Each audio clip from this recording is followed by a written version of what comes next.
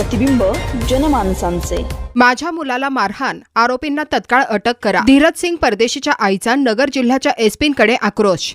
अहिल्यानगर मुकुंदनगर परिसरात महापालिकेतील कर्मचारी धीरज सिंग परदेशी याच्यावर 7 ते 8 जणांनी केलेल्या जीवघेण्या हल्ल्याने अहिल्यानगर शहर हादरले आहे।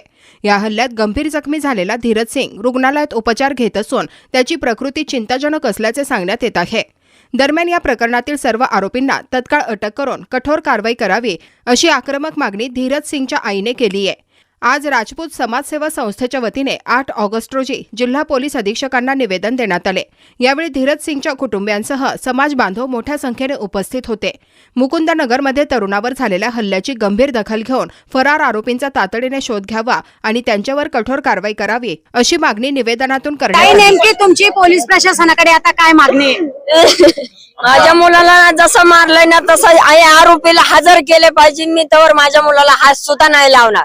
आमच्या समोर आरोपीला हजर केलं पाहिजे त्यांनी। आणि शिक्षा तसं मारलंय ना तशीच शिक्षा माझ्या पोराला मारलंय तशी त्यांना बी शिक्षा झाली पाहिजे। तर माझ्या आत्म्याला शांती भेटणार नाही। माझी एवढा हात बी नाही लावणार, माझी एवढीच विनंती आहे। तुम्ही काय सांगाल? आरोपींना फाशी नाही मिळाली तर मी माझ्या जीवाचं बरं वाईट करणार।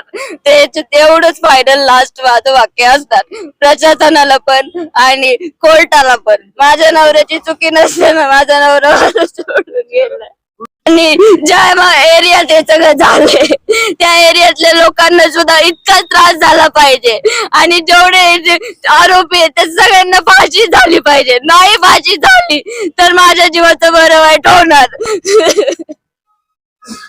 अहिल्यानगर शहरातील महत्त्वपूर्ण अपडेट जाणून घेण्यासाठी नगर न्यूज 24 या YouTube चॅनलला सबस्क्राईब करा।